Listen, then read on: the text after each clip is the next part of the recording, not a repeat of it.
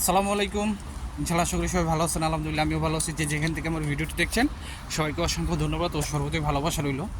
আসলে অনেক দিন প্রায় 3-4 দিন হয়ে গেছে মনে হয় মেবি ভিডিও আপলোড করতেছি না, মানে আমার নিজের, যার কারণ হচ্ছে যেই পরিমাণ মনে করেন সমস্যার ভিতরে মানে আসি আমরা, ইটালিতে যারা আছে তারা প্লাস বাংলাদেশে, মানে এসব বিষয় নিয়ে কথা বলাটা এখন মনে করেন আমাদের জন্য অনেকটা কি জানেন, অনেকটা আপনার ক্ষতিকর। কি লিখা এখন সবচেয়ে বড় প্রশ্ন হচ্ছে যে ভিসা লাসা ইস্তারে বলছেন ওটা ছাইরা দাও ইতালিয়ান ভাষায়, ভিসার আশা এখন বাদ।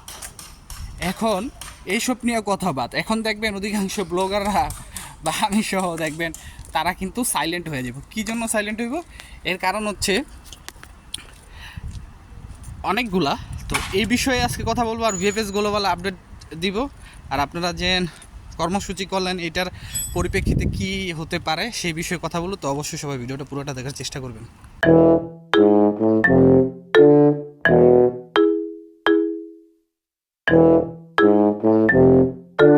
তো সব কিছুর জন্য আলহামদুলিল্লাহ, বাকিটা হচ্ছে ইনশাল্লাহ। তো আপনারা সকলেই জানেন যে এখন কী অবস্থা, এগুলো আমার বলার কোনো দরকার নাই।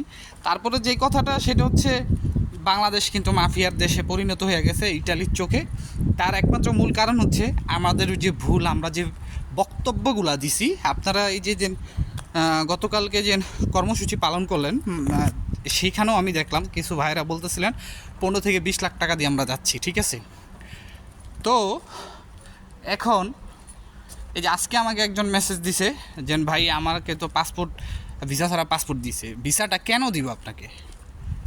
আমার এইটুক বুঝান যে ভিসাটা কেন দেবো? আপনারা যেন মেসেজ দিয়ে বলেন যে ভিসা ছাড়া পাসপোর্ট দিছে, ভাই কী লেগে দিব আপনাকে ভিসাটা? আপনাকে নলস্তা ঠিক নেই, আপনাদের কাগজপত্র ঠিক নেই, আপনাদের ভিসাটা দিব কী জন্য? আপনারা কি এই জিনিসটা কি আপনারা বোঝেন না? আপনাদের কেন ভিসাটা দিব? যাক, এটা আপনাদের ব্যক্তিগত ব্যাপার, আমি তো বুঝি আপনাদের মনের অবস্থা। তো কি দরকার আপনাদের যে সাংবাদিকদের কাছে 15-20 লাখ টাকা দিয়ে আমরা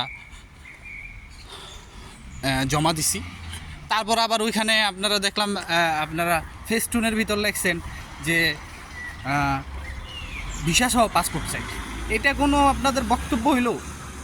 ভিসা সহ পাসপোর্ট কি ভাই চাইলেই পাওয়া যায়? সেটা আপনি যে কোনো দেশের মানুষ যদি জনগণ আন্দোলন করে জীবনও তো হবে না। আজকে আমি ইটালি আইসি দেখা যে না আমি এমন কথা বলতেছি এরকম কিন্তু না, এটা লিগ্যাল ভাই, লিগ্যাল কথা। যে আপনি ভিসা সহ পাসপোর্ট কীভাবে চাইতে পারেন? আপনারা এইভাবে ফেস্টুনগুলো বানাইতে পারেন যে আমাদের যদি ডকুমেন্ট ঠিক থাকে আমাদের ভিসা সহ পাসপোর্ট ফেরত চাই, আর যদি না থাকে তাহলে আমরা আমাদের একান্তভাবে আমাদের পাসপোর্টটা চাই। যাক, এটাও দিচ্ছেন মানলাম, কিন্তু কি দরকার ভাই 15-20 লাখ টাকার কথা উঠানো? ঠিক আছে, আমরাও যেমন কিছু ইউটিউবার আছি যারা এগুলা বলছে, ঠিক আছে। একবার এখন মনে করেন এরকম একটা পরিস্থিতি হয়ে গেছে, বিশ্বাস করেন এখন একবার ইটালিতে মানে একদম ঘৃণার চোখে দেখে আমাদের। এখন আমরা তো সমস্যা পড়ছি যে মালিকগুলো আছে এটি তো পড়বো। এদিক দিয়ে একটা দিক ভালো হয়েছে যে দালাল যারা আছে বা মালিক যারা আছে তারা এই সমস্যাটার ভিতরে এখন পড়ে গেল, ঠিক আছে। এখন দ্বিতীয় যে কথাটা আমি বলবো, আপনারা মানববন্ধন করে কি উপকার হয়েছে? আমি ধরতে গেলে ক্ষতি, এখন আপনাদের মনের ইচ্ছে পূরণের জন্য যদি ধরেন তাহলে আমি বলুন ঠিক আছে, উপকার হয়েছে। আবার একদিক দিয়ে ক্ষতিও হয়েছে, আবার একদিক দিয়ে আমি মনে করি যে ভালো হয়েছে। এখন যে এই যে ইটালি সরকার জানলো 15-20 লাখ টাকা করে যে ইটালিতে আনা হয়, এদিক দিয়ে আমি মনে করি যে ভালো হয়েছে। কিনলে ভালো হয়েছে, এখন আর বাঙালিরা আসতে পারবে না। বাঙালি যারা নলস্তা জমা দিব আমার মনে হয় না যে আগের মতো নলস্তা উঠবো, খুবই কম। হয়তো তারা কঠিন কোনো পদক্ষেপ নিবে, ফ্লোসিতে থাকবে কিনা জানি না, বা ব্ল্যাক লিস্টে পড়বে কিনা জানি না, তবে আমার মনে হয় না নলস্তা খুব বেশি পাবে, ঠিক আছে। আর দ্বিতীয় কথা হচ্ছে এই যে বিষয়গুলি এখন মনে করুন উঠে আসতেছে, এই বিষয়গুলোর পিছনে কিন্তু বিভিন্ন কারণ আছে। এই যে দেখেন ইউরোপীয় নির্বাচন, ঠিক আছে। আর দ্বিতীয় এই দেশে কিন্তু এদেশে যে সরকার, ইটালির যে সরকার, তার বিরুদ্ধে যে বিরোধী দলীয় যারা আছে তারা কিন্তু একটা দাবি উঠাইছে যে ফ্লোসিতে এত লোক আনা হয়, সেইখানে 100% বা 80% নলস্তা দেওয়া হইতেছে, কিন্তু 100% 80% নলস্তার ভিতরে শতকরা 3% কন্ট্যাক্ট, কাজের কন্ট্যাক্ট হইতেছে। তাহলে আর 80%-এর থেকে যদি 3% কন্ট্যাক্ট হয় তাহলে আর ৭৭% লোকগুলা কোথায় যাচ্ছে? তাদের কিন্তু ভিসা দিয়ে দেওয়া হইতেছে। এখন এই জিনিসগুলা মনে করেন যে যেমন আমরা যে আমাদের যে সংসদ কই ওরা বলে পার্লামেন্ট, ঠিক আছে? এখন এগুলা মনে করেন এই পার্লামেন্টে উঠাইতেছে, ঠিক আছে? এখন মনে করেন যে তখন কি জবাব দিব? তো এটাও একটা মনে করেন দিক যে তারা এরকম মানে বলতেছে সরকারের থেকে যে এরকম ভিসা বেচা কিনে যার কারণে এখানে এসে কন্ট্যাক্ট করতেছে না, তো এই জন্য তারা পদক্ষেপ নেবে। এখন তো কিন্তু কিছুই বলা হয় না যে তারা কঠোর পদক্ষেপ নেবে, এই বিষয়ে এটুকুই বলা হয়েছে। আর ভিএফএস গ্লোবাল থেকে তো বলছি, দেখেন এই ভিডিও তো আপনারা সবাই দেখছেন, আমিও দেখছি এবং আমিও আপলোড করছি যে এত পরিমাণ 20,000-এর বেশি ভিসা পাসপোর্টধারী এখানে আছে, বা 20,000-এর বেশি পাসপোর্ট তাদের কাছে জমা আছে।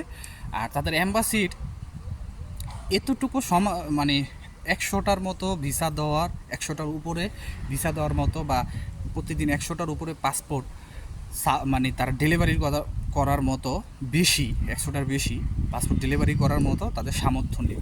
এখন আপনারা বলতে পারেন যে জনবল নিয়োগ দুঃখ, ভাই আমরা বললে তো আর হইব না, তাই না? আমরা বললে তো আর সব কিছু হইব না, এটা তাদের উপরে।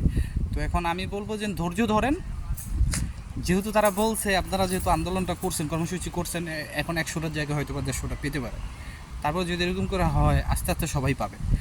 যারা আগে দিছে তাদেরটা আগে দিক, যারা পরে আছেন তাদেরটা পরে আসুক, সমস্যা না। আর এখন তো যারা নতুন আবেদন করতেছেন তাদের জন্য তো কোনো সমস্যা না, তাদের পাসপোর্ট দিয়েই দিতে।